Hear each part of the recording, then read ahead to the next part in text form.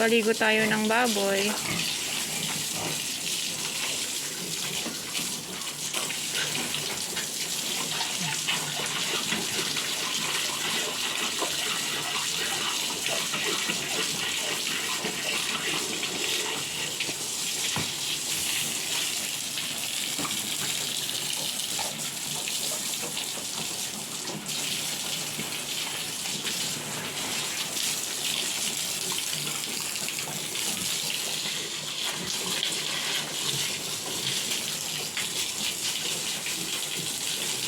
Lipat tayo dito sa kabila.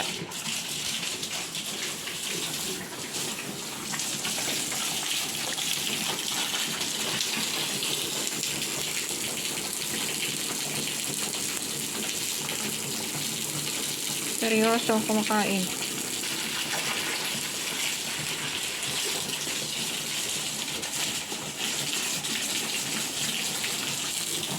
Lipat naman dito sa kabila.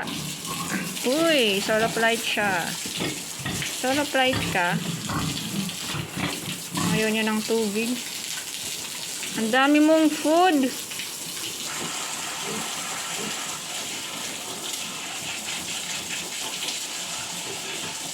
Hindi siya marunong uminom sa hose.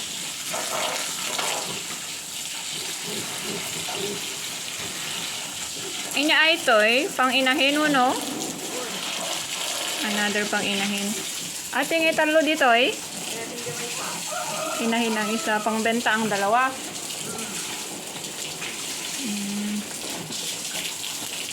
Anong ginagawa mo?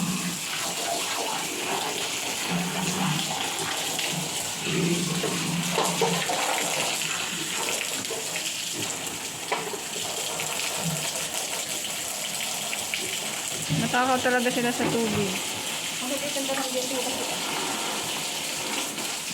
Sayang yung mga fish na natatapon, oh. No. Maligo, maligo.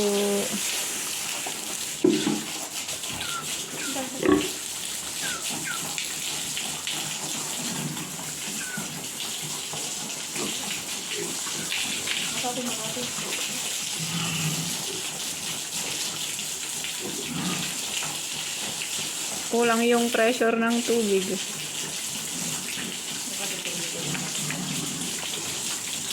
Ikaw nga uso na naman ang mga langaw.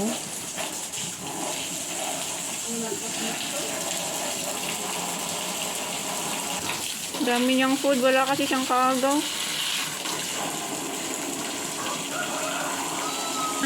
Kaya pala hindi masyadong kumain. Nag-i-inhit ang term. Tama ba yun? Hinihintay yung mag-i-AI. Kaya pala hindi masyado kumain. Kaya pala nagwawala. Hindi mapakali.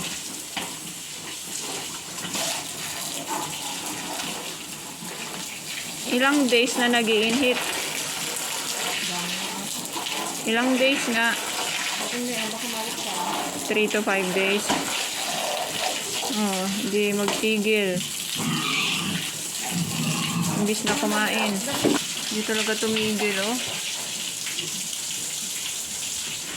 Mga sign na in-heat. Hindi mapakali.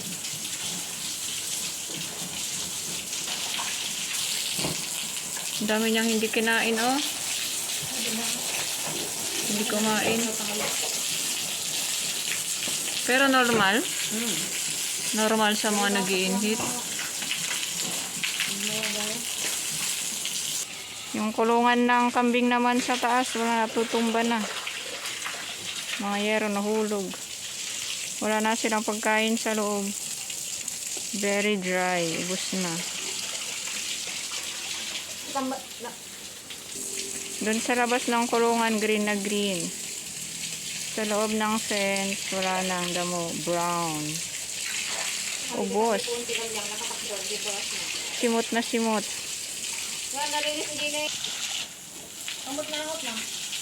Hindi naman mabaho.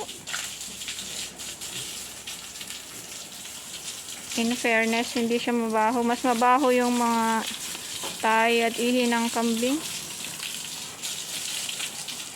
Hindi rin sila nabubusog, kain ng kain.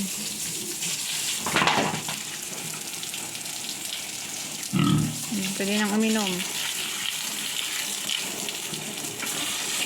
Tayo sa kabilang madudungis. Hoy!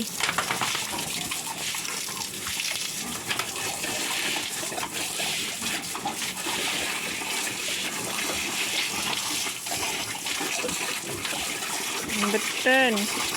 Nababasa ako dun.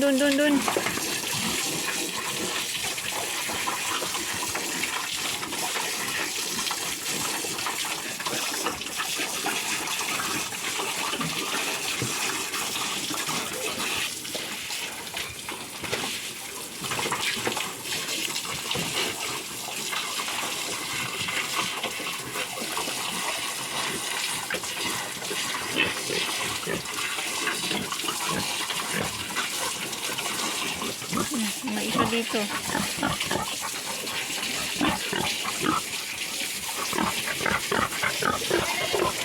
Uy, malapit na.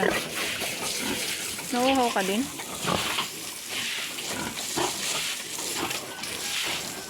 Pwede sugat nila payag natin eh. Inom ka din ng tubig. Adun siya, ayaw nagtulungan. Natoy, nag-i-inhit naman. Maya na yan, maya nga talaga. May Kaya na siguro, napaabutan ko yun. ano ngayon? Thursday, Friday, Saturday. Pwede makahabol. Bila ako sa gabi ako. Itong isa, ang laki. Nakakatakot sa laki. Anak dato, maya mo ka. Agi na natin maya. Ang laki. Ito, nanganak na? Oh. Ito pala yun. Mga bagong ligo. Busog na rin sila. 1, 2, 3, 4, 5, 6, 7, 8, 9, 10, 11, 12. 1, 4, 5, 6, 7, 8, 9, 10, 11, 12. Malinis na ulit ang inyong kulungan.